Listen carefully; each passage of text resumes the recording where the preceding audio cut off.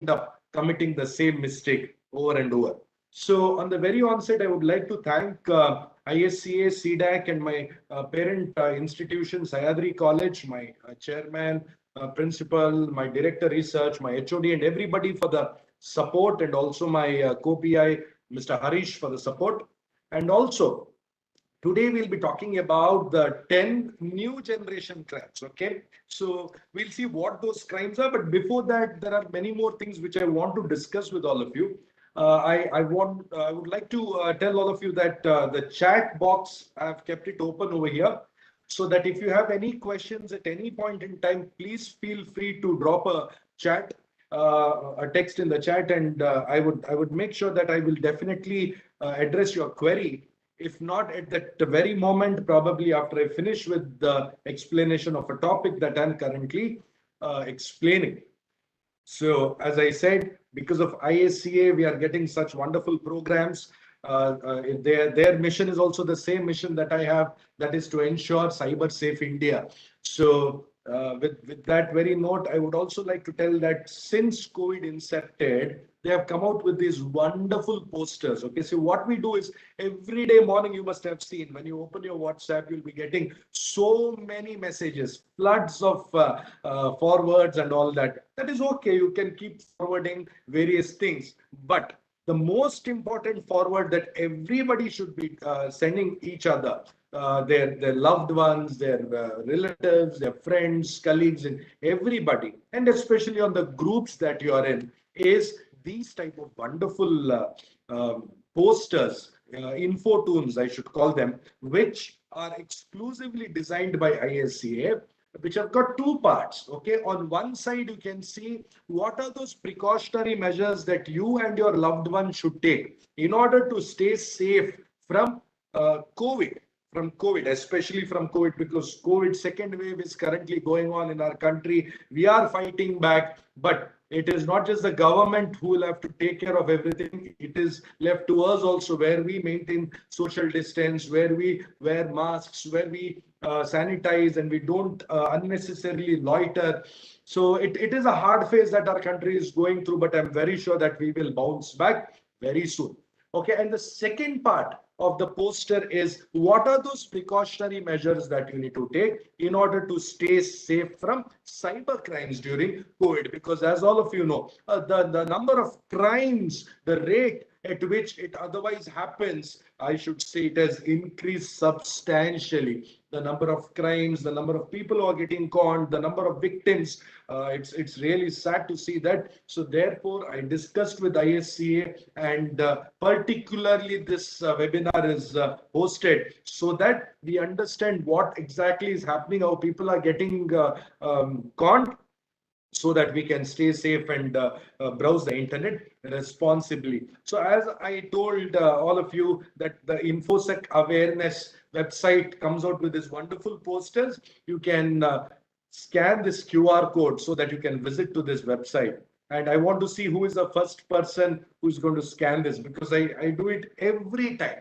I know that many of you must be thinking I'm repeating this, but I do this every time because it is very, very important for all of you to note that scanning QR codes is very, very dangerous. So you have to be aware before scanning any QR code. Now, why am I telling this is because many people, at the pretext of receiving money, they get the QR codes, they put something for sale on various websites like OLX or any of these sites. They put something for sale and somebody will try to connect to them. Yeah, Shravan Kumar has rightly said, you are jacking. Yes. So what exactly happens is the victim gets a QR code where the attacker tells that, see, I've sent you money, scan it, and then enter your UPI, and then you're going to get the money transferred to your account. Remember, my dear friends, if at all the transaction asks for the UPI, then it is transferring money. If you have to receive money, nowhere it is going to ask for UPI. So keep that in mind. If at all during any transaction, if they ask for UPI, it means you are transferring money. It's not that you're receiving money. Maybe that fellow may be telling you that he's sending money to you. No, no. If it is UPI, it is not. So before scanning unknown QR codes, be careful, and especially at fuel stations also when you go. See, the other day what happened is somebody went to a fuel station at night. He took a printout of his QR code and he pasted it over there. And everybody who were filling fuel, they were scanning the QR code and making payments without knowing that the money is not going to the fuel station, but the money is going to the attacker's account. So we have to be very careful when we go to any shop, and when we scan their QR code, we need to show it to them and ask them whether the vendor name that is showing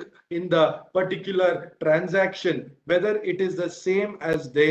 Only after they confirm, yes, it is the same vendor, then you will have to make the transaction. Otherwise, that person may say, I have not received the money, and you may not get your goods, or probably you will end up spending 2 times. Double spending might happen. Okay, so my guru, Sanjay Sahai sir, every time he says this, hacking is the new normal. And I happened to ask, sir, what do you mean by this hacking is the new normal? He told me, Anand, 95% of the systems, mobiles, and any digital device has been compromised in one way or the other. Then I was happy, because at least 5% of them are safe. So I told him, sir, I'm glad that at least 5% of the companies or devices or anything are safe. He said 5% do not know that they are hacked or compromised. So we have to be very, very careful. Okay, hacking is a new normal. It is going to be there. Technology is like a double-edged sword. Like how many advantages are there, equally number of disadvantages are also there. So we have to be very careful, and we have to come out of this mindset where we think that nothing bad is going to happen to me. Absolutely not. Everything bad might happen to you, but we need to take the necessary precautionary measures to ensure that bad things do not happen to me, my loved ones, or anybody in that for that matter. Because we always remember that our ancient sloka, which says that Sarve Jana Sukhino Bhavantu. So if my neighbor is in trouble, I don't think so I can be happy. So we need to make sure that not just me, but everyone around us should be safe and protected. So we have all evolved a very long way. When we were small, we used to sit in the hall, and if somebody used to sit in the bedroom and talk with a landline phone, we used to receive the receiver in the hall, and we used to overhear their conversation. So from landline hacking, we have all evolved right now to a phase called as cryptojacking. So what is cryptojacking? Yes, it is one among the 10 new generation crimes that I'll be talking about. So we will reserve it for later. So in 2010, one boy, you give him a kite, he used to be very happy. But 2020, you give the same boy a kite, he'll say, no, give me a drone. So everybody has evolved. Technology is a part and parcel of our lives. And in 2010, you can see there is a helicopter, there is a pilot, there is a cameraman and a camera. Everything got replaced by one single drone. And these days, newer drones have come, the DJI Mavic Air. I was just going through that drone, such a fantastic drone. The way in which it can take about 5K resolution videos. So you can imagine how good these drones are, and also the way in which you can control. Even if you are a beginner, you can fly these drones. So look at this. Currently, what's happening is we're having about 4.6 billion people using the internet worldwide. 4.6 billion. World population is about 7.3 billion, and 4.6 billion, that means more than half of the world are connected to the internet. So a hacker sitting in a very remote village of any country, he has the entire more than half of the world which is accessible to him, not just for communication but also for carrying out his nefarious activities. So we have to be very, very careful, because internet does not have any boundaries. So there is no territorial jurisdiction also. Anybody can sit anywhere in the world and the crimes can be committed. So let's see a little more about these statistics. Internet connected devices. So the other day I was talking to somebody, and he told me that he does not take his cell phone while going for a walk. Then I told him, then how do you know where to walk? Because he does not just walk outside his house. If he goes to some random place, he goes for a walk there also. Then I asked him, how do you get to know the location to walk? How do you understand how to come back? So he told me, Anant, my shoes has got a LED, and my shoes has got a GPS. I was like, my goodness, what is this? So that means his shoes, the LED, it shows the markings, whether he has to go left, right, or straight. Okay. And it's got the GPS chip in it, which identifies where exactly his latitude, longitude, and altitude is identified by the shoes, so that he does not have to carry his phone with him, because you know that you have a phone, you keep getting calls, you keep getting messages, so you cannot actually focus. So what you need right now, you just need to walk. For that, you need the directions, and the directions the shoes gives. So a shoes that is connected to the internet, we call that as a smart shoes. Similarly, any object that is connected to the internet, we call it as a smart object. And currently, there are billions of smart objects. So you just look at the graph there, and you will be shocked. More than the world's population, we are having the smart objects. Every smart object will have internet connected. Internet connected means there is an IP address. That is why IPv4, that is the earlier version of the IP address, got exhausted, and currently we are having IPv6. So I can give you a very small I can give you a very small exercise to do. I want you to please take out your phones, all of you. Please take out your phones, and just type what is my IP address on google.com. So go to google.com and just type what is my IP address. That's all you have to type, and just comment here in the chat box. I would like to know how many of you are on IPv4? So if you're having like 198.168.10.1, so that type of an IP address, it is IPv4. If you have a very long 128-bit IP address, that means you are on IPv6. Okay, so Shravan Kumar is saying he's on IPv6. I would like to know how many of you are on IPv4 and IPv6, because these days, most of us, okay, Veena Sagar is on IPv4. Neelu Patel is on IPv4. Okay, IPv6. Sorry. Abdul Sir is on IPv6. Jaideep, IPv6. So some of them are on IPv4, some of them are on IPv6. But IPv6 gives you almost unlimited IP addresses. Almost, okay, because lots and lots of IP addresses, and it was designed keeping in mind that almost everything in the world is going to get connected. Your refrigerators will be connected, your television is already connected, microwave is connected, your AC is connected. AC is connected. What do you mean by connected? See, there is a technology called as geofencing. So in geofencing, basically what happens is, if I'm living in Mangalore in a particular area, okay, I live in an area called Bijay. So there is an area called Kadri, which is just 1 kilometer from Bijay. So when my car enters Kadri, so what happens is the geofencing gets activated, and they know that I will be coming home at that particular time, and automatically the AC gets switched on, so that 1 or 2 minutes before my arrival, if the AC is on, I get a very comfortable room to spend time with. Otherwise, you know that after you switch on the AC, it'll take about 3 or 4 minutes, isn't it so? So this is exactly how it is working. So Vimal Kumar sir has already written 106.223. I'm not going to read the others, because if you get the IP address, and probably if there is some ethical hacker here, or a black hat, or a white gray hat hacker, he can just log into your system. Okay, anyway, so it's not wise to give you IP address, but nevertheless, over here you are safe. Okay, so the next one.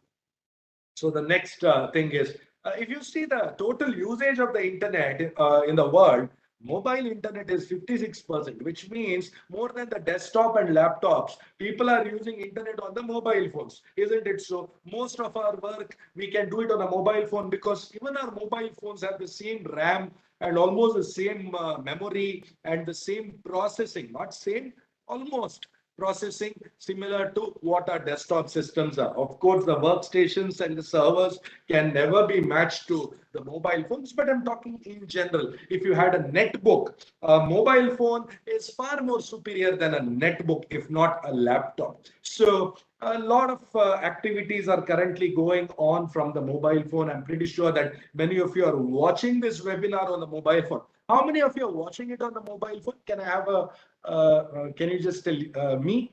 Just type me if you're watching this on a mobile phone. And if you're watching it on laptop, it's okay. Okay, so I'm seeing almost many of them. Men, oh my God. So almost all of them are watching it on mobile phones. Because mobile phones are ubiquitous. So that means you can carry it with you wherever you want. So it's mobile, isn't it? So when we talk about cyber crimes, identity theft, catfishing. Catfishing means I steal your identity, I steal your photos, I steal your signature and all that, and I mimic it. Okay, it's identity theft. Botnets. I'll be talking about botnets in some time, but basically what botnets are, you install a piece of software, a piece of application called as a bot. So what it does is it creates a network of bots called botnet, and it can listen to the master and oblige and carry out the functions that the master asks him to do. See, for example, UPSC. Many of you here are aspirants for UPSC, isn't it so? Or your results when it comes to your 10th standard exams or 12th standard exams. So the results are out. Let us assume that the results are going to be out. Okay. And everybody is excited. Everybody wants to check what your results are. So what one person does is maybe 1 or 2 months back, he starts his activity of installing bots on various computers. Say installs bots on say about 20,000 or 30,000 computers. Okay. And then the results are going to be out at 11 p.m. Or 11 a.m. At night, no results get announced. 11 a.m. And what that guy does is he tells all the bots, attack this particular server. And at exactly 11 o'clock, all the bots, say 20,000 or 30,000 bots, are going to hit. They're going to send the traffic, bulk traffic to that server, and the server crashes. So this is what happens, right? Many a times they come out with some server for vaccination, or they come out with server for any information. What happens is, one, a lot of people will go and suddenly rush and put the server down. Or most of the times what happens is these people, the third class enemy nations that are there. So what they will do is they have their own hacker army, and they will try to send a lot of data through the bot. So we call this as botnets. Okay. And cyber stalking. So whatever you do online, there is somebody who will be checking. You must be knowing, if you are staying in a residential area and you call somebody home, and all the neighbor aunties or uncles who are standing there, they'll be seeing who has come to your house, who has come out, what clothes are you wearing, what time did you come home, and all that. So we call this as stalking. So stalking done online is called cyber stalking. Then you have social engineering. See, the other day I asked a girl, I asked her, what's your age? So she told me, Anand, you should not ask one girl's age. I said, I'm really sorry. And then I asked her, tell me your email address. So she told me my email address is something, and 1993@gmail.com. I don't want to tell her name. So 1993. So it was very evident that her year of birth is 1993. Similarly, if I can just send a friend request to someone and ask, like, where were you born? What is your mother's name? What is your favorite color? When is your birthday? So 4, 5 questions, if I ask that guy, automatically I get answers for all the forgot questions. The recovery method, if you have forgotten your password, so the forgot password questions, I get all of them from about 5 or 10 questions. So we call this as social engineering. Okay, so the attack that the bots do, we call that as a flood attack. So the flood attacks is over there. Then some potentially unwanted programs. See, you might have installed some program either manually or by default it has got installed, and unwanted stuff, unwanted ads, unwanted data, unwanted processing happens. So that can also happen. Exploit kits where they can distribute certain malware through compromised websites. This is also possible. Phishing attacks. This I don't have to talk about it because all of you know how the phishing happens. You get an email from a legitimate source. It looks like that, and then when you click on that, it is a malicious site. So like that, there are many ways, illegal content and many ways of the cyber crime is like so many of them. So these are all the general cyber crimes. Okay, and then I'm not going to talk about this because this is already there. And see the next one. The next one is when it comes to the exploit kits. I told you how a normal website or a compromised website is made to direct the traffic so that it can install a Trojan, it can install a malware, it can install a ransomware on your system. Okay, well, so now coming to the next point, which is the denial of service. So this is how denial of service works. So there's a server and you have bots installed on various computers. Many of you wouldn't even know if your system has got a bot. If you don't have an antivirus, you wouldn't even know that there is a bot. And your system will carry out the tasks that has been executed by the master, that is the hacker. Okay, now when we talk about hacker, we know that there are three types of hackers: white hat, gray hat, black hat. So usually the gray and the black, they carry out these denial of service attacks. So there are basically five types of cyber criminals. One, the social engineer who uses social engineering for extracting data. Another, the guy who fishes, so the spear fisher. So then you have the hacker who carries out almost everything. Fourth one is a disgruntled, the rogue employee, because somebody is thrown out of the company, somebody is fired, somebody had an issue, he is going to carry out an attack. So the disgruntled employee, somebody, or it need not be an employee only, it can be a disgruntled ex also. So you are in a relationship with somebody and that person gets angry with you and wants to trouble you, so they can carry out any attacks that they want. So the rogue employee. The fifth one is a ransom artist who is going to demand for ransom. So we'll have a look at most of them in a couple of minutes. So now I was talking about 10 new generation cybercrime. So what do you mean by new generation? Which generation are we in? Currently, we are in the fifth generation. Okay, so the first generation is just virus. Floppy disks were there, put virus and all that. Second generation, 90s, that is network threats. Third generation, applications. So rogue applications came into picture. Fourth generation, payloads. Lot of payloads, getting the server down and all that. 2010. Fifth generation, multi-dimensional vectors, mega threats. So we are using technology to its fullest. I don't know how the sixth generation is going to look like, but currently we are in the fifth generation. So before that, I want to talk to you about the various spy devices that are used in the world. So you need to know the cyber crimes are happening, of course, but what are those spy devices? How are they snooping on you? How is technology used so that a lot of data can be extracted from your end? I'm going to talk about that. This is very interesting. Now, one thing I want to tell all of you is I am taking this session only as awareness. I'm not taking this session for you to carry out these attacks on various people. I'm putting this in record, okay? I'm not taking it to help you understand how to use these against somebody. Absolutely not. I'm teaching it to you so that you understand what somebody might do so that you can stay safe. Please, okay? All right. So let me talk about the first device. Now, this device, it looks beautiful, right? It's about $2,000, 1.5 lakh rupees. If at all you think that you are sitting in your house and you're in your bedroom and the windows are open, you're in the 10th floor, it is dark, you've switched off the lights, and you're sleeping without clothes, assume. if this device is connected to the drone, very clearly they can see you even in super darkness.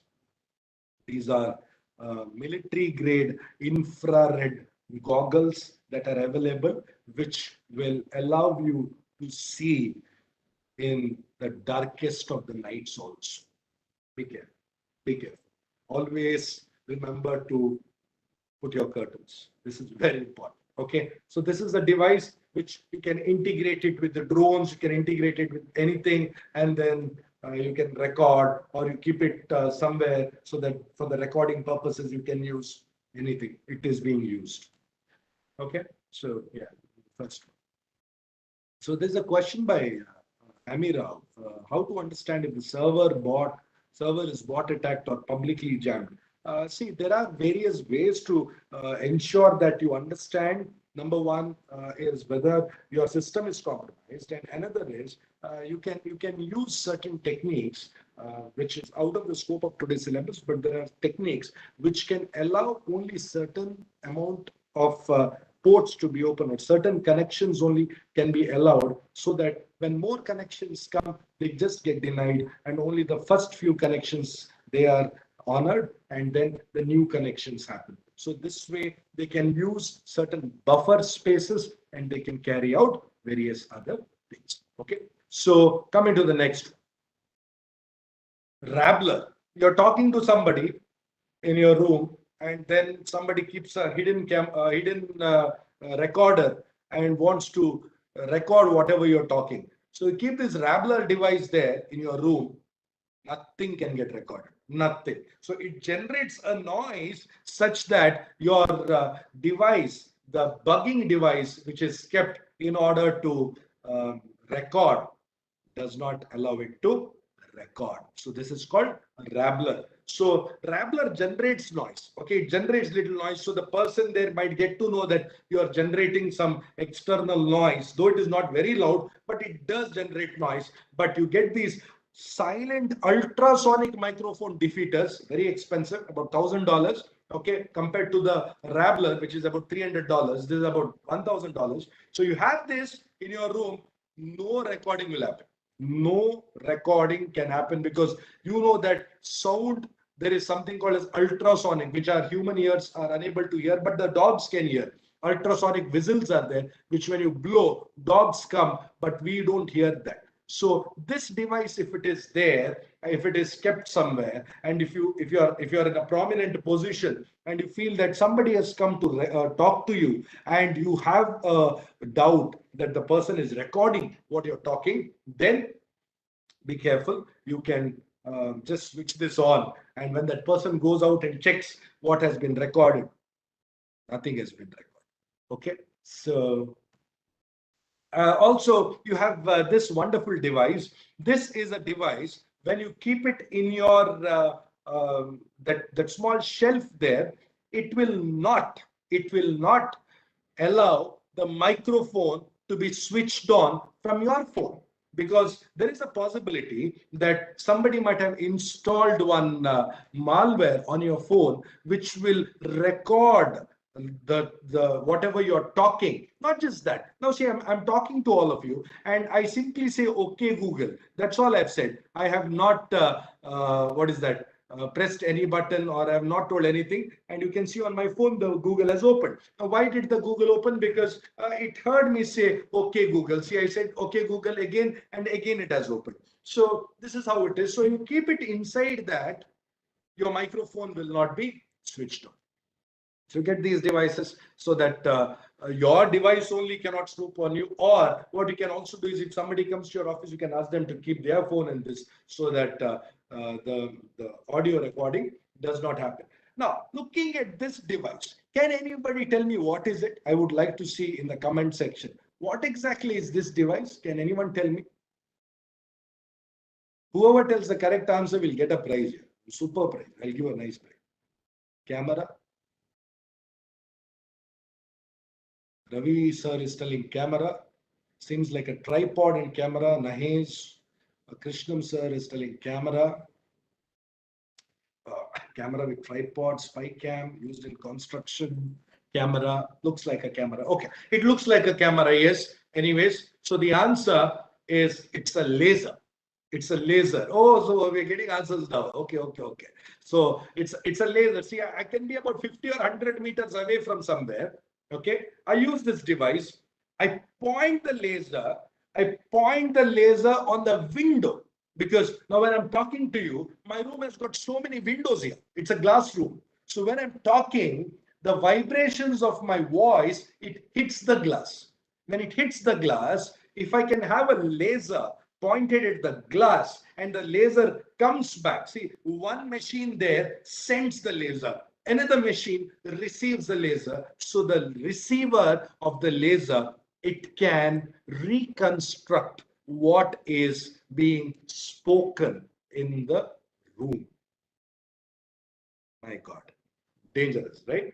So this is how it works. So earlier, people used to tell that even the walls have got ears. Correct. Walls have got ears, because one wall is the wall which we always carry, the mobile wall. And the other one is where you can use these sophisticated devices to overhear conversations in another building where you are somewhere away. Okay. And without having any of your device installed at their building. So this is a laser detection system for voice reconstruction. Okay, so this is how it works. But good news is you get this small device. You get this small device, which if you keep it in your room, the laser, if they're using it also, will not be able to transmit the sound. So this is a laser collision system. Okay, so here what happens is, even if the laser comes, it generates lots of junk laser, I should say, frequencies, so that no sound can be reconstructed using this laser device. And this is a very small chip, not even $100. If you feel that somebody is overhearing you, just keep this in your room and nobody will be able to reconstruct using lasers. Also, there are many people who are committing crimes by pretending to be in some foreign country because their IP address shows that they're in foreign. So we call this as a VPN, a virtual private network. They use proxy so that it looks like they are somewhere far away, foreign country. And this is how, even if certain sites are banned in the world, so they can access those sites because they can pretend to be from some other country. So this is already there, but I wanted you to know. This is a wonderful device, but $150. So if at all you feel that in your room, maybe in your hotel room or any room that you visit, there is a spy camera. So you can use this tool to find out if there is a spy camera or not, because hidden cameras are everywhere.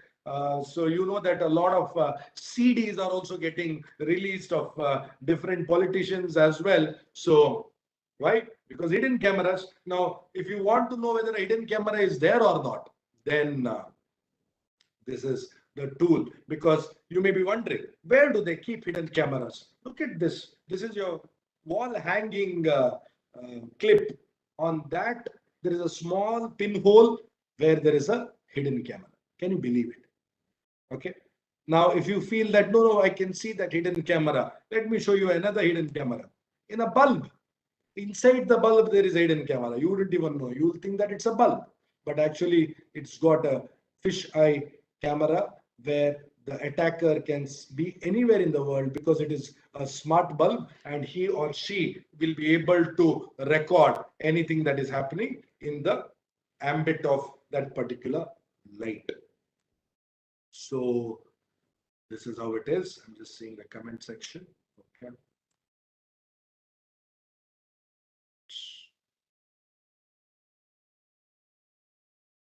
Okay. I'll come to that browser malware, which my friend has put a question here. Give me some time.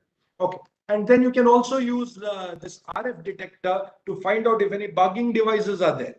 Okay, bugging devices are there, especially if you're, see, let us assume that you're working in a vaccination manufacturing company. Now, what you talk the um, the opposition or the competitors, they would want to know what is the secret. So they'll be keeping bugging devices at various places, not just there, even in family also they keep bugging devices. I've come across so many cases where the grandfather is about to die and he's going to write the will. So before that, what he talks, whom he's going to write, what is it going to happen, all these things, they keep bugging devices. So if you have a RF detector, you can find out whether there is a hidden bugging device, or even for that matter, if somebody is sneaking a mobile phone inside also, you will get to know. So this is one device. This is another device. This is a fantastic device by FLIR, F-L-I-R. It's called a infrared camera. It's like you can take infrared photos. Now, for example, look at this. Okay, on the chair there, if you just check, if you look at it, you will not get to know if somebody has sat there or no. But if you take the infrared camera within 15 minutes, because after 15 minutes it reaches thermal equilibrium. Within 15 minutes, if you take a picture of the sofa from the camera, you will get to know whether one person or two person had sat over there. Wonderful, right? So this is how it works. So this is infrared camera. Also, infrared cameras are used for after you type your PIN. If a picture is taken, they'll get to know what the PIN is. Now look at this. He has typed a 5-digit PIN. Can anybody tell me what is the PIN that has been typed in the ATM or credit card reader? What is the PIN? 12345, 54321, 5531214. Okay. Now actually it is 12345. It is 12345 because 1 is the lightest, you can see. But when you look at the picture, it looks like 13245, isn't it? Because 3 looks slightly less dimmer than 2. So the dimmest, what is the most dim? That is the one that has been typed first. The one that is brightest, that is the last. So it can't be 54321 because 5 is the brightest. So that means it has been typed last. So which means it is either 12345, but 13245. One of the two things. Okay, somebody is saying 31245. Yeah, possible. But I have the video of that. In that he has typed 12345, but still it looks that way. So with certain permutation and combination, and if you can use image processing, you can find out what is the PIN number that has been typed. So using that simple camera, which is available for about how much? How much is the cost of that? $250 and $290, which can be connected to your iPhone or Android phone. Wonderful, right? So when I said sofa, it did not excite many of you because nobody would want to see if somebody sat on your sofa. But this,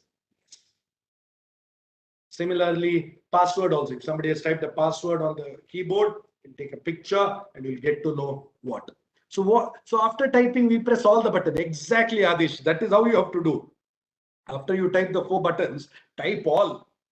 The other day, somebody, when I typed that way, he told me, he said, what are you doing? You're typing all the buttons. I said, that's my password. Now, what's your problem? So then he kept quiet. But you have to do that because otherwise there is a possibility that after you're done, they take a picture. And if the device is a skimmer or if they have slowly checked out what are the 16 digits on your credit card, then you lose your money. How do you know? No, you can't get to know. Like Adish told, you have to just take the precautionary measure. You have to be proactive, not reactive. So you have to just type all the buttons and that is where you get saved. Look at this. So you get this pen drive, which is called Iron Key. Fantastic pen drive, about $130, $140. Even if it is lost, nobody will be able to recover what are the contents in it because it is 256-bit A is encrypted, and it's got a secure chip also inside. Superb. So if you're buying a pen drive, buy something like this to store that secret files of yours. Okay, so that's how it is. And then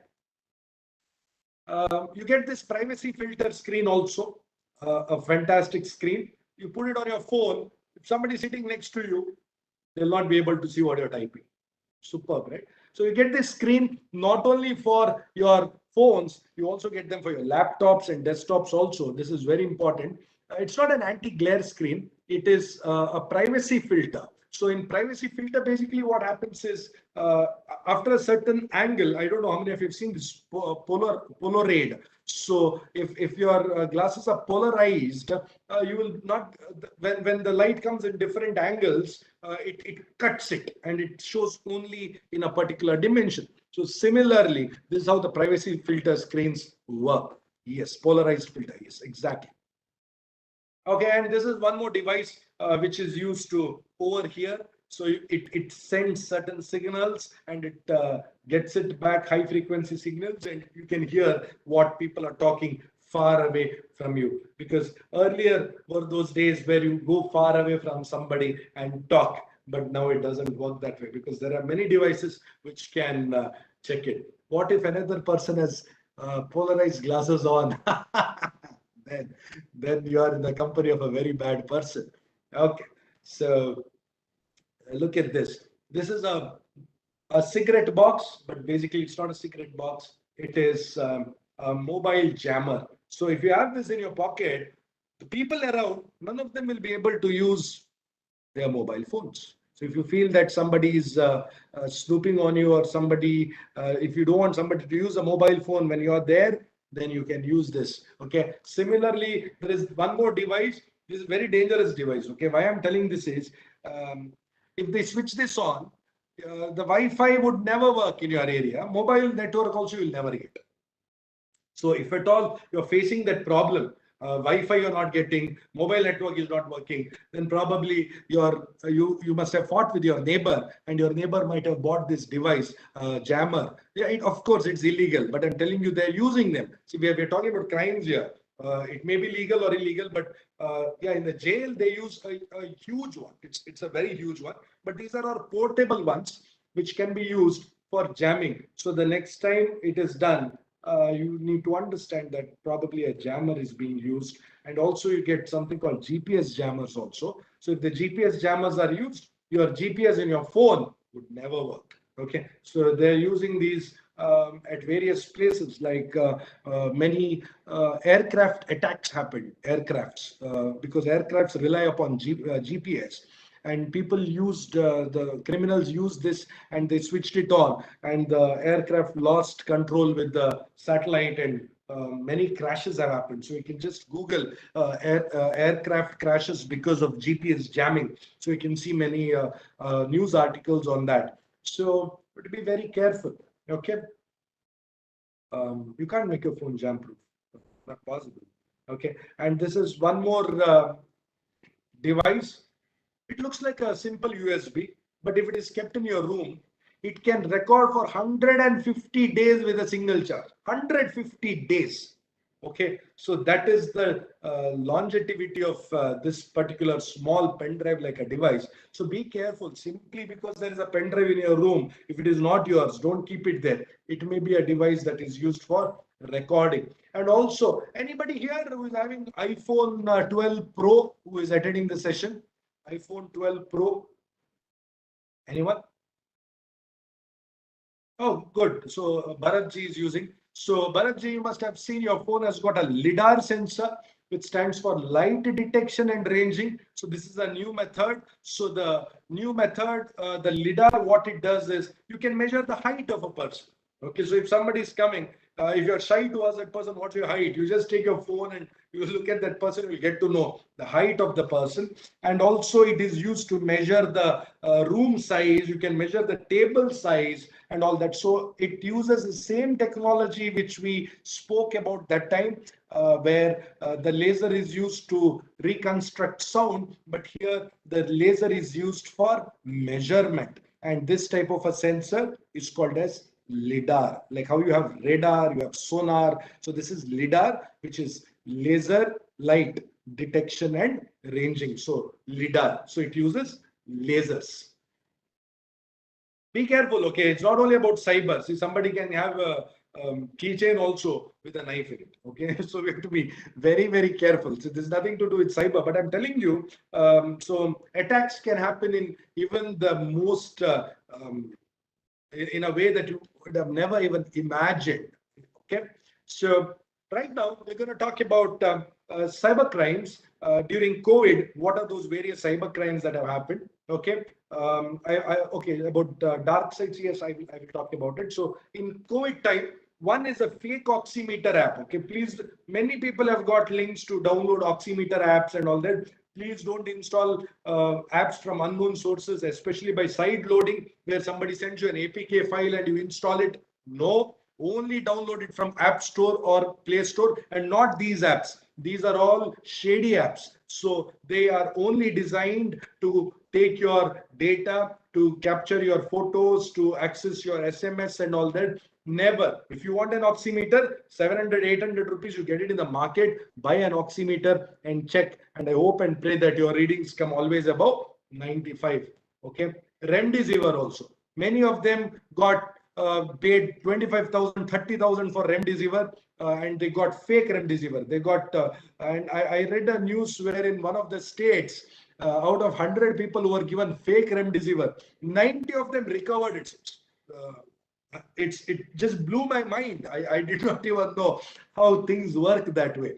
Okay, so yeah, so somebody, Adishya, you're right. They were recovered. I don't know how. What sorcery is this? I have no idea. Okay, placebo. Yeah, it should be placebo. And OTP fraud calls. See, people are calling you. They call you and they tell that, have you got vaccinated? And you say yes. And then they say you're going to get an OTP and we're going to register it on the site. No, please don't. Don't give OTP to anybody, because it might be an OTP to take control of your WhatsApp. So today only, go to your WhatsApp, go to your settings, and in that there is a 2FA, two-factor authentication. Enable it. Otherwise, what will happen is sometimes what happens is we commit crimes not because we didn't know that we should not, but somehow galti se mistake we tell no. So that way, and then we have to be very careful. You give the OTP, all your WhatsApp will come on that attacker's phone. My God, things can't get more dangerous than that, because I know what is there in your WhatsApp. Yeah, and even you must be knowing what's there in my WhatsApp. So therefore, we have to be very careful with regard to that, and make sure that on settings you please enable the 2FA, two-factor authentication, and also these oldies, because they're finding very difficult, very much difficult because of lockdown. They're getting messages, such messages only, and they're falling prey. And we call this as a phishing attack. And the phishing using SMS is called smishing. Phishing using email is called phishing. Phishing using voice is called wishing. Okay. And fake sites for vaccination, only Cowin. Okay, Cowin and Ayushman Bharat. Please don't go to any of the other websites where you have these fake where they tell that vaccinations will be given and all that. So careful. Then this gentleman, Sonu Sood, people have started using his name and creating fundraising. Don't. Many of them are asking for funds during this COVID. Look at the authenticity, look at the name of the account. Only if it is a genuine trust, only then you have to please transfer, because of course it is good to help the needy, but not the greedy. Okay, be careful. Of course, Sonu Sood is doing a great job, and hats off to Sonu Sood. I love him. Okay, next.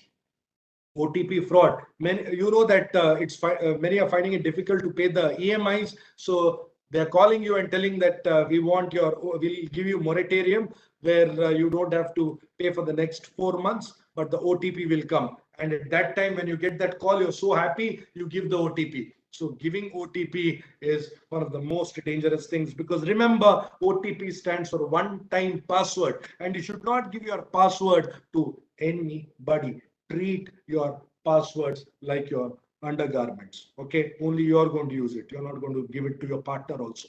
Nobody. So the cyber safety checklist for COVID times is make sure that you back up all your content, because ransomware attack might happen. Strengthen your home network. Use strong passwords. Keep your software updated. Whenever you get that message on your phone, updates available, on your laptop, updates available, don't postpone it for later. Immediately do it, because they know that some loopholes are there, so that they can plug those loopholes. If you do it later, probably the attacker will attack your system through that.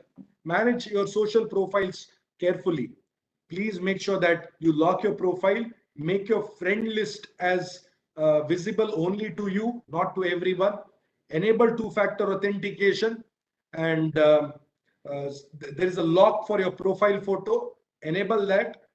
And also, whenever untrusted logins happen, switch on the alert. So this way you can stay safe and protected. Yeah, make your account. And also there is an option where you can disable searching from mobile number. See, for example, I can put your mobile number and search for your profile. Disable that. That's one very dangerous thing that is there, because randomly they can put some mobile numbers and get the list of, or probably you had given your mobile number at some shop, the shop got compromised, they got the database. So this way they can access your data. So from your mobile number, they'll get to know the profile. So be skeptical, be vigilant, be safe. It's not me telling, this is the Interpol telling. Okay. And just like how you wash your hands, wash your cyber hands also, especially of ransomware. So we're going to talk about the 10 crimes, the 10 new generation crimes. So let's have a look at them. So the Cyber Safe Girl version 4 will be out by this month end. Okay.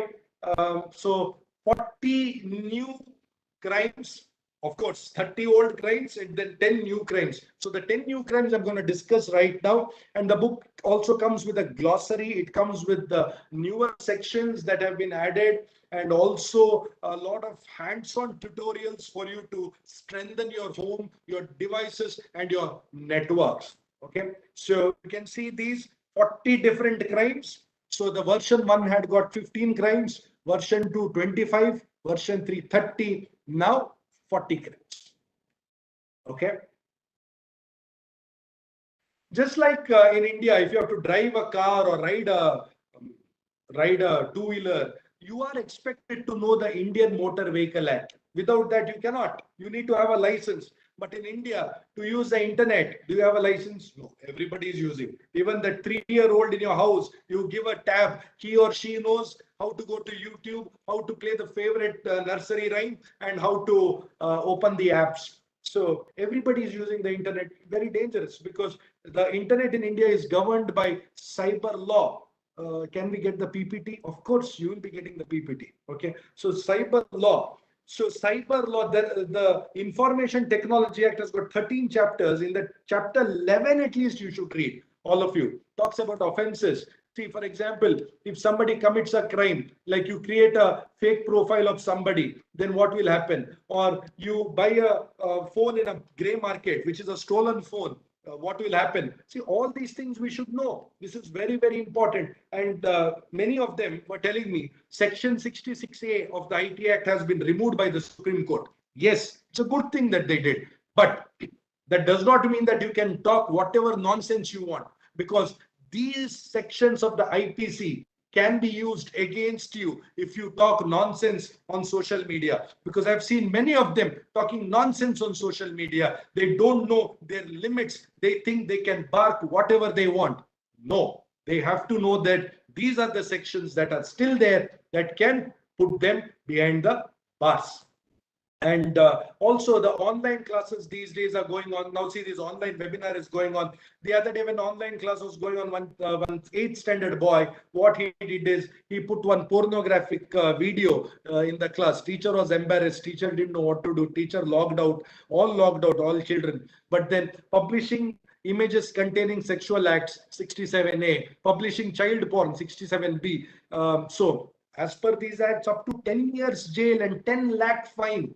Why would anybody want to go to jail for 10 years and 10 lakhs fine? Many of them commit crimes for fun, without knowing the repercussions, without knowing what are those acts or what are those consequences that he or she will have to face. The boyfriend and girlfriend, they're in a relationship and suddenly they break up, and then the girl wants to take revenge. She creates one fake profile of her guy, uploads all the photos and sends it to people. Why? What will happen? What will happen is, 3 years jail. Why would you want to do that? So we have to be very careful. So the first attack we're going to see is IDN homograph attack, which stands for internationalized domain name homograph attack. See, over here, what happens is one girl gets a link, she clicks on that, and then it looks like a genuine link, and then she transfers money only to realize that she has lost all her money. How did this happen? This happened because it's called IDN homograph attack. Homo means same, graph, so the text that is used is looking same. So these are the various sections that are applicable to it. You go through it in detail when you get the PPT. But look at this. Now, can anybody tell me? There are two apple.com over here. Now, which is the real Apple, which is the fake Apple? Can anyone tell me? One is real, one is fake. You'll never get to know, because the URL that you see there, it is in one is in Latin, another one is in Cyrillic. Exactly, it's impossible to know. But then when you paste this in your browser, it will tell you the first one was Apple, the second one was not. The second one was an IDN homograph attack. Therefore, the first thing I want all of you to do is update your browser. If your browser is old, it will not show that it is IDN. Remember, if your browser is old, it will never show that it is an IDN. It will not convert it into the Punicode. So this is called as a Punicode converter, where you can convert the IDN domain into the Punicode. So you can see over there.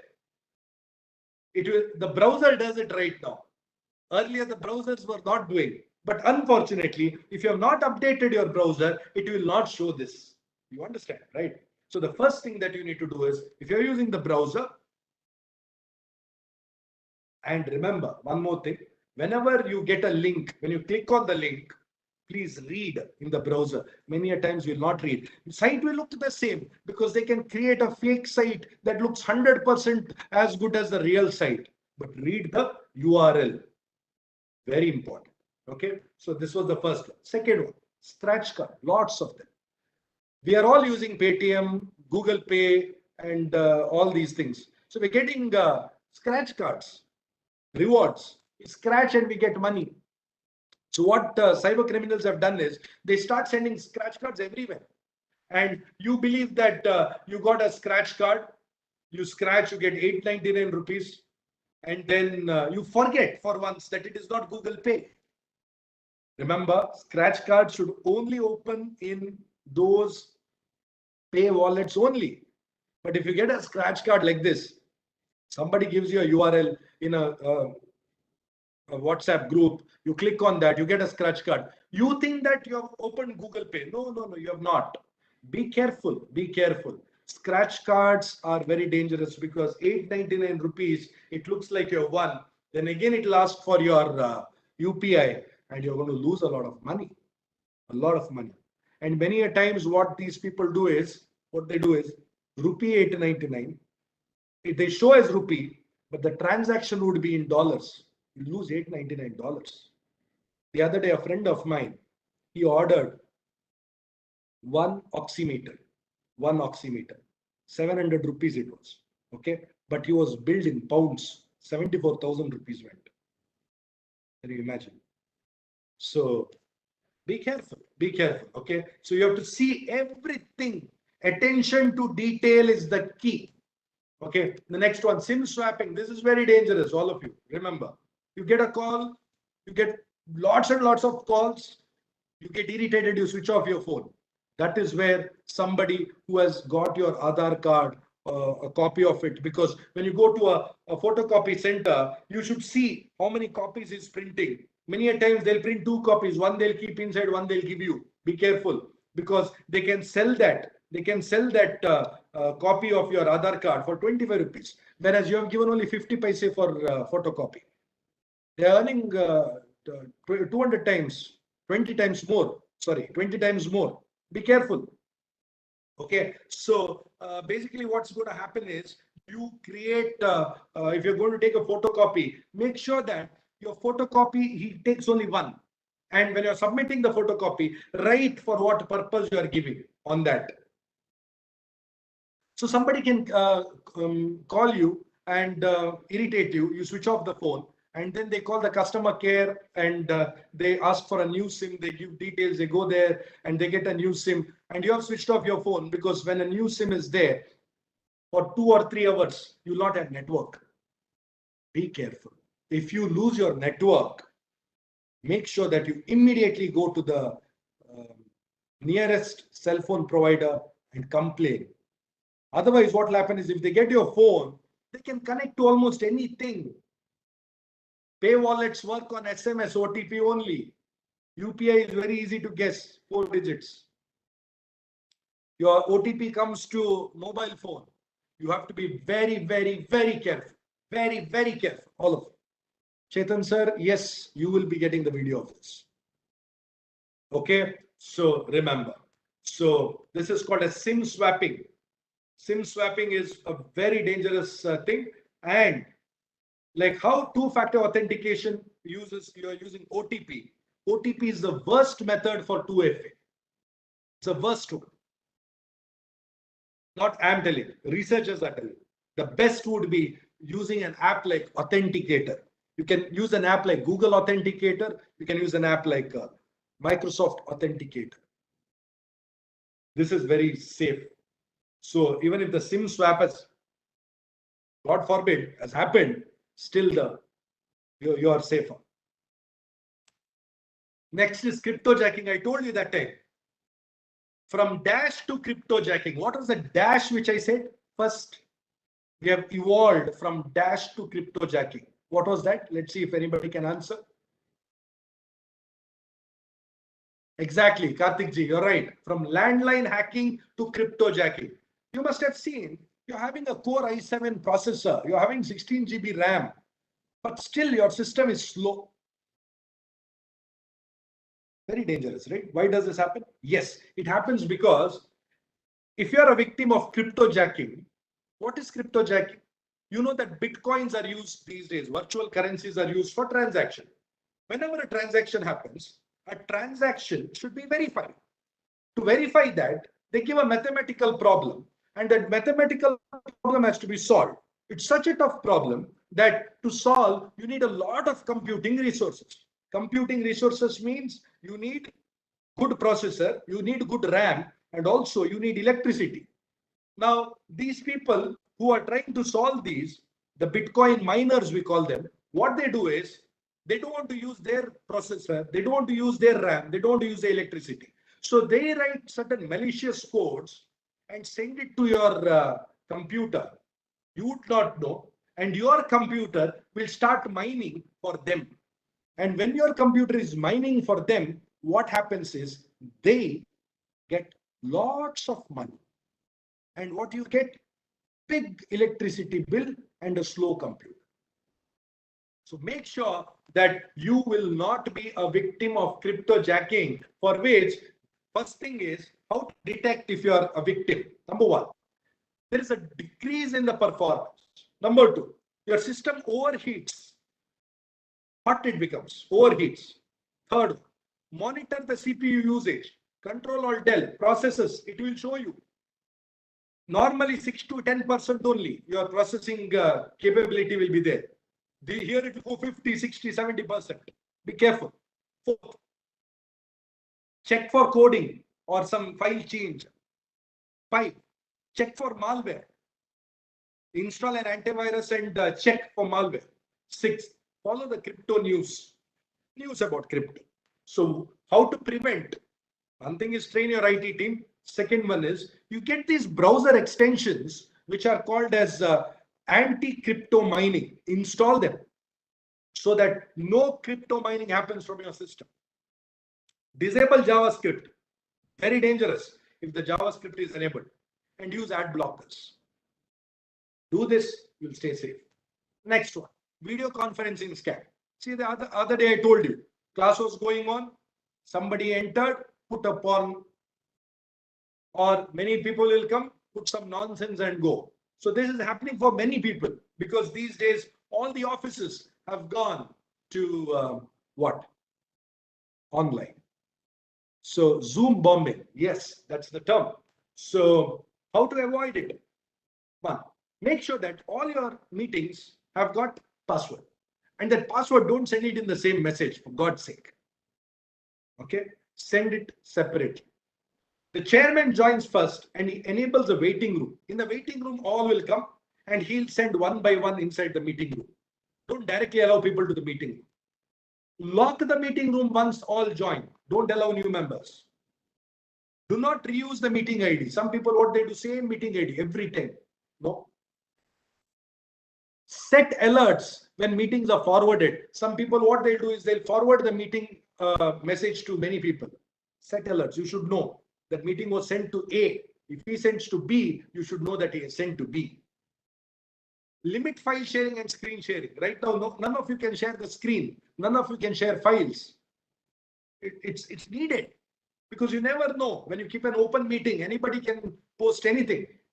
7, prevent recording of meeting because they can use deepfake techniques to create something else and forward it. 8, please don't use the free version. Use paid version so that you get more tools, more security. 9th, do not share. I told this first only, that meeting ID and password in the same message. First one was put password in the meeting. Second one is do not share it in the same. And the next one is update the software of your video conference zones. So Chaitra ma'am is asking that they get a message on their Chrome browser that it's managed by organization.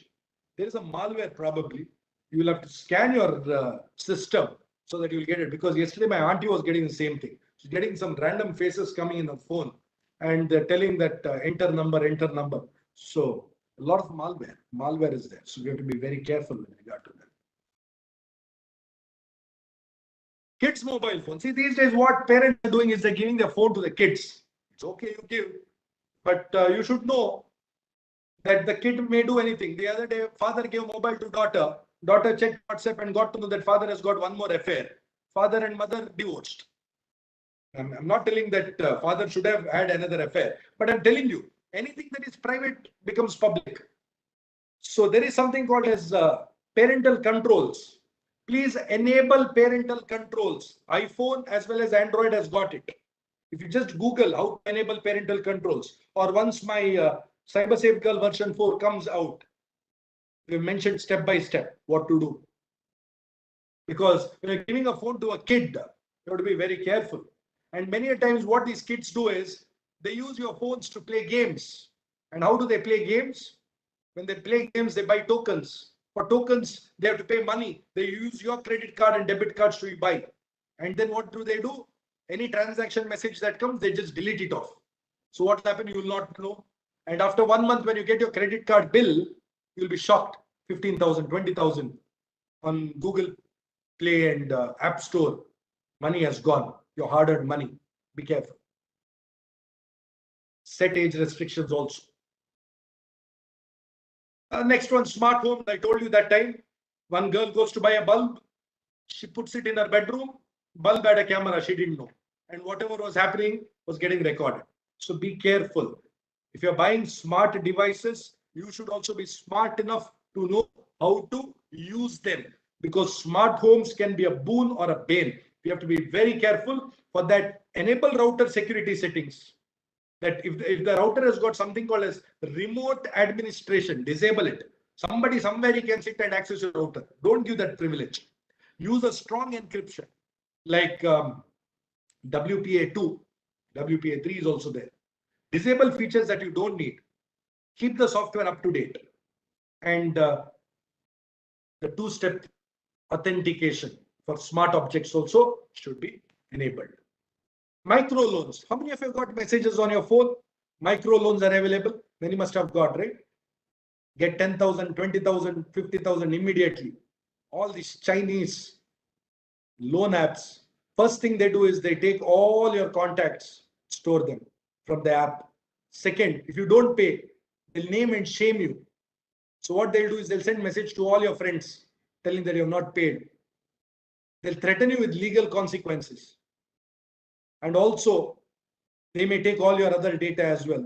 Because in that hurry of getting the 10 or 20,000 rupees, we go on pressing yes, yes, yes to all the permissions that the app asks. India has got some fantastic nationalized banks. If you want loans, borrow it from the bank, because these apps are called as loan sharks. 20-25% rate of interest they charge. Don't become a victim of that. Another attack is blue snarfing. Now see, I've got my earphones here. So what we do is we connect it to our phones. So our phone Bluetooth is always on. If your phone does not have the right security settings, an attacker can pair to your phone without you accepting his request. And this is called as blue snarfing. Be careful. If not required, switch off Bluetooth. Don't keep it on. I use this only to listen to music, not to take calls. But make sure that your Bluetooth does not become a tool for an attacker to enter your phone and take all your data. Okay, so somebody is telling me that they have got a message using this Bluetooth. Yes, it's possible. They can send messages. They can even steal your IMEI. What can be more dangerous than that? It's called blue snarfing. So the Bluetooth on your phone, switch it off if not required. And the last one, stolen phone. So here she basically, see this CyberSafe girl is very nice. Okay, I have explained everything to you. There are two co-authors. One is Prashant Jhala sir, my guru, who is an advocate, and then we also have my good friend DYSP Yashwant sir. Okay. Now see, what we do is, and the cartoons are info tunes are done by Anudeep. So what we do is we have these 9 boxes and we explain the entire story to you in 9 boxes. And then we also tell you what are those laws applicable and what are the precautions that you need to take. Good, right? So download the version 3 from cybersafegirl.com. ISCA is also one of the main support systems for CyberSafe Girl. So over here, stolen phone, what happens is one girl sits on that Ferris wheel, the giant wheel, which we call. When it goes up, the phone has fallen somewhere down. She doesn't know. And she tries to call, that is off. Okay, it's ringing, and after some time it's off. Had she known that she could have gone to this Google Find My Device or Apple Find My Device, she could have secured the device if password was not there. She could have erased the device so that the person will not get to know, get any details, or even locate the device where it is. All of you can just try it on your Google. Just go to Google and type find my device. It will exactly tell where the device is. And many a times what happens is we keep our phones on silent mode. We don't know where we have kept it at home. So you can take your father's or mother's or spouse's phone, log out, log in with your ID, and there is an option there called play sound. So even if your phone is on silent, it will play that loud ring, which is very good. Okay, so this is called Google Find My Device, because cyber crime has become a top threat and cyber crime has become a service. So you get menu cards where you can get all these services. You want to hack somebody's email, you pay $500, email hack. You want somebody's social media hack, $230. You want to change the school grades, $1,200. So this way, a lot of services are available on the dark web. Yes, on the dark web, where you can pay on bitcoins and with bitcoins, and you can get these services done. So we have to be very, very careful, because the internet is such that what you are seeing indexed internet on the search engines is only 4%. 90% is deep web and 6% dark web, and the dark web is the most dangerous part of the internet. So done with 1 hour. If you have any questions, shoot there. And this version 4 is going to come out soon. Version 4, which has got the CyberSafe Girl with all the newer topics. And whenever you're using a digital device, every 20 minutes of screen time, for 20 seconds, look 20 feet away, please, so that you don't spoil your eyes. And early morning, as soon as you get up, or late night when you sleep, if the lights are off, dark room, don't use digital device, it'll strain your eyes. And when you're using your phone also, keep your neck at 0 degrees, because your head weighs 4 kilo. Okay, and so basically what will happen is when you are bending your head, say 12, 15 degrees, 30 degrees, 60 degrees, see the effect what happens. So effect what happens is you are going to strain your neck, and this is why many of you, what will happen is many of you will be getting the neck pain. So yeah, so the questions here, so somebody is asking what is Li-Fi. Li-Fi stands for light fidelity, so you can transmit data through light. Okay, and through Wi-Fi also they can do it. So we call this as air-fi attacks. So in air-fi attacks, basically what happens is it's a security measure basically, which is employed to ensure that your secure computer network is isolated. It's physically isolated from unsecured Wi-Fi networks, because these can be used to carry out in a wireless LAN area network, can carry out certain attacks. Yeah. So a lot of attacks happen. Glossary section is also there in the book in the version 4, so that if any terms and condition terms you do not know, you probably read them. So this is my profile, and my contact number is 89515 I don't take calls, but WhatsApp, yes, I will respond to everyone. And if you like my stuffs, please like my page. I have a verified page on Facebook, fb.com/educator Anant. You can search for that. Like my page, be in touch. Thank you. Jai Hind. Thank you so much, sir, for your wonderful and enlightening session. If you have some time, like we will take some two, three questions, sir. Yeah, definitely. Okay, so one is, I think one question is related to the dark web. Sir, I have a question that is there any database of Tor browser? Because there is in Google, they have own database, and AWS also have their own database. Is Tor using the database or server? Because if there are, it is sometime easily hack. Yeah, see, basically what the beauty of Tor is, you'll not know where exactly it is. Okay, because it's a network of encrypted systems. So it's very hard to tell. Even the US finds it very difficult to locate servers, because they did locate the Silk Route, if you know. So the Silk Route was one of the websites which was dealing with the drugs. So to locate it, they had to find. It was very difficult, because all the domains on Tor are not .com, .net. See, you can open .com, .net, .in, and all the domains you can open on a Tor browser. But if you want a Tor site, it is a .onion site. So these .onion websites, the highly encrypted sites, one thing is you would not know on which server it is hosted, and number two is Tor is not end-to-end encrypted, because it is end to one point before end encrypted, and the last one is not end-to-end encrypted, may or may not be, because it depends upon which site you are accessing. So because of that, it is hard to tell how exactly the system is working. All right, sir. Thank you, sir. And how hackers bypass OTP? How are hackers? Bypass OTP.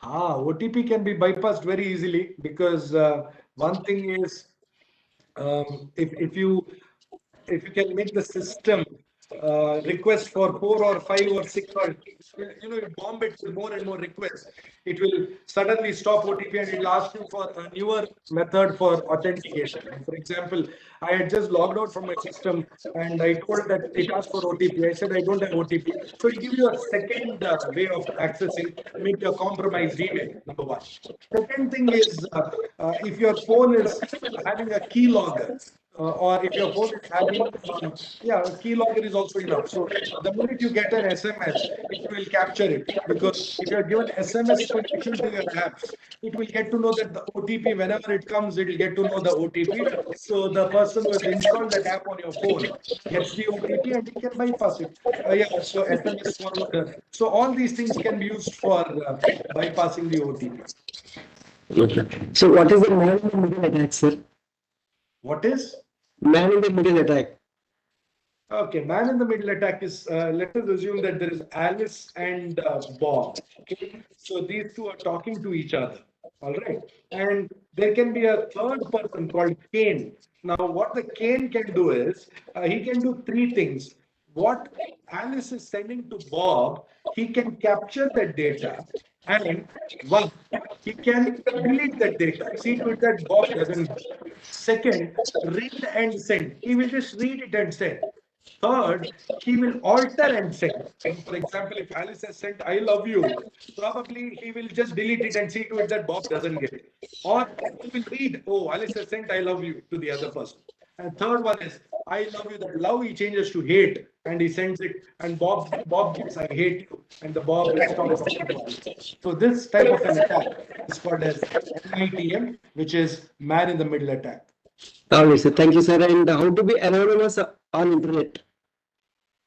Use Tor browser. Or like you can use incognito mode kind of thing, sir.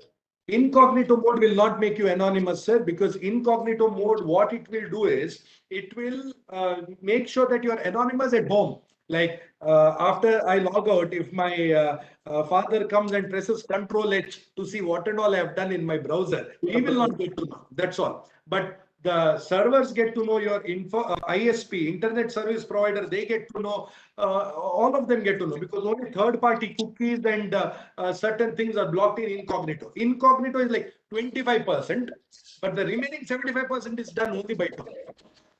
Okay, okay, sir. That's it, sir. I think we will close. There are so many questions. Maybe these questions we will take it up personally. They can WhatsApp me and I'll be in touch. Yes, sir. Yes, sir. So once again, thank you very much, sir, for your wonderful session and making us aware on various aspects of these new generation cyber crimes. Of course, like you have shown number of you know number of devices which are used for various purposes. Of course, like I request all the viewers once again, like those are all for only for educational purposes, and to tell you like what are the various things which are coming up, but not to experiment or not to use it. All right. So that is the disclaimer where Anand sir has already mentioned before he started displaying those things. Of course, like many people are asking about dark web and deep web kind of things, sir. Maybe we will have one session on dark web and deep web shortly, and we will see like how best we can manage. And is there any quantum internet? Okay, I think there are so many questions, sir. I think these questions we will take it up either in our Telegram group or like you can just send it to Anand Prabhu sir also directly, so that sir also will respond. So once again, thank you very much, sir. For addressing all of us on these important aspects. Thank you. Right. Thank you so much, sir. So all the participants, like we are going to share the feedback as well as certificate link by end of the day, so that you all can download your participation certificate by sharing your feedback. And it is not only positive, like you can just tell us both the things, like positive feedback as well as negative feedback, and like what are the kind of sessions which you are looking for, like what are the kind of information which you are from our side, from Anant Prabhu sir, as of course like he's a cyber portrait, and ISC side also will try to arrange such kind of sessions. And there are some people asking questions here, like how do I make my career in cybersecurity, how to graduate. So I request all of you to please go through the previous session of ISCA, which was exclusively on careers in cybersecurity. So please go through that session, so that, and also the PPT, so that you'll get to know step by step how to go ahead in the field of cybersecurity. yeah, we will share both these YouTube links in the our Telegram group, so that you all can access. And you also can visit the YouTube and you can just type the session name so that you will be getting, the YouTube video also, which is already publicly available. Okay. So thank you, sir. Thank you very much once again from ISA. Thank you, sir. Thank you. Yeah, and I request all the participants, like I wanted to show a few things where you access these things from the our website. All right. So with the support from Anand Prabhu sir and team, like we have where you can these things. See this. We have developed this infosecawareness.in where you all can access. There is a course on cyber hygiene practices. If you type this infosecawareness.in, and you will be getting one home page there, like we have developed one cyber hygiene practices. Okay. And these pledge also we have developed for various stakeholders, women, student, and for general users. So based on your time availability, you can take the pledge and try to follow the cyber hygiene practices whenever you are accessing the internet and whenever you are using the digital devices. And here, under the latest announcements, we have so many things, and one of them is 2 hour cyber hygiene practices. Like these cyber hygiene practices course, you all can enroll yourself and can practice so that you can be a uh, good internet browser in the cyber world. So this is one thing like where you all can access. And for all your purposes, like we also developed one app called Cyber Hygiene. Okay, so this is the Google Play Store. You can go to the Google Play Store. Right now, it is available only for the Android. So you can just go to the Google Play Store and type this Cyber Hygiene, and you can download this certificate. You can download the certificate, and you can use various cyber courses, tips, advisories. There are so many other aspects, and surveys and all such kind of things we are organizing as part of the thing. So I request all of you, please browse this cyber hygiene and also suggest, especially to the younger generation students and all. If for everyone it is going to be useful, but especially for the students and all, this cyber hygiene app is very much useful. So you can download and you can start using those tips. What are the tips which are available, and you also can give us your feedback kind of thing, so that we will try to improvise all those aspects. All right. So thank you. I think there are some few questions. Let's see, like what were the other things we should take care. We have not received the PPT of the last session. Sir, like we have sent the day before yesterday only with the certificate link, as well as the joint certificate link and the feedback, and you can download that PPT also. Once again, like we will shoot both the presentations, like today presentation and earlier presentation. These links also we will share it in today's mail, so that you all can download both the presentations as well as videos and videos also. You can view the videos also. Get these PPTs. We will send the link, sir. And sir, mobile number is also given 89515 and 51111. So sir also can forward, or like in the group itself, we will keep it now. Okay, in our Telegram group. Best antivirus for laptop. Sir, any suggestions? Anand Prabhu, sir. We are not able to hear your voice, sir. No antivirus company has paid me, so I'm not going to recommend. But then if you're actually going to use, please use Norton, use McAfee, use Avast, or I'm using Windows Defender because that comes with my built-in Windows. It is good. Kaspersky is fine. ESET Not 32 is also very good. All right, sir. Thank you. Thank you so much. And Anurag Sharma, sir, you can just send us a mail, isca@cdac.in, so that I will respond to you, sir. I'm just giving the mail here, isca@cdac.in, so that you can just send us a mail, so we will respond to you, sir. How do we get these PPTs? We will share it by end of the day, sir. And the certificate also we will send it to you, sir. How can I get the Telegram link? I am not yet in the group. So Telegram link, just give me a second. I will share the Telegram link also. Like morning, we have shared, this joining link in that, in that mail. Telegram link is also there. So I just pasted the Telegram link here, sir. Pankaj sir, you can just join the using that link. Is it possible to reconstruct the picture from a laser beam? Oh, Anand sir. Sir, voice, we are not able to hear your voice. Yeah, for now, it is only sound. Picture from laser beam has not yet started because zoom is there for that. So you can have a camera with telephotic zoom, which can take anything. But pictures by sending a laser signal somewhere, and no, you're not possible. For now, it's not possible. All right. Thank you. So once again, I request all of you.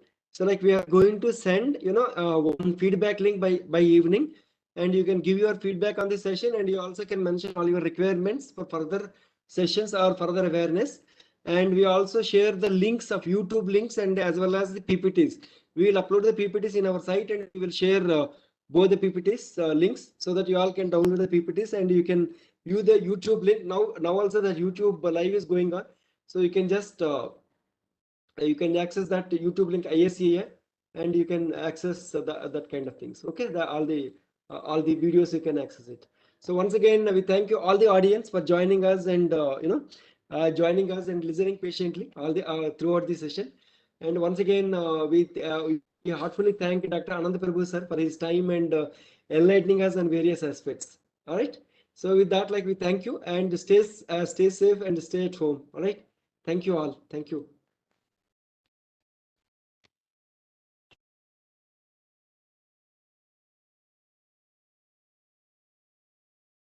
So this is the YouTube link which I just forwarded, and you can subscribe to our YouTube channel also, so that you will be getting all the updates. Okay, don't worry. So this is our channel. You can just subscribe to this channel so that you can access all the things. Thank you, thank you, sir. Thank you so much.